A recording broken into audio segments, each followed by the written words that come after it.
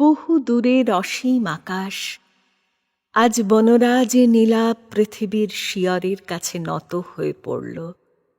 কানে কানে বললে, আমি তোমারই। পৃথিবী বললে, সে কেমন করে হবে? তুমি যে অসীম, আমি যে ছোট। আকাশ বললে, আমি তো আমার চারদিকে মেঘের সীমা টেনে দিয়েছি। পৃথিবী বললে, তোমার যে কত জ্যোতিষ্কের সম্পদ, আমার তো আলোর সম্পদ নেই।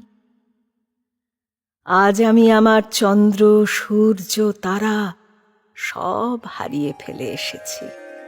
আজ আমার একমাত্র তুমি আছো। আমার অশ্রুভরা হৃদয় হাওয়ায় হাওয়ায়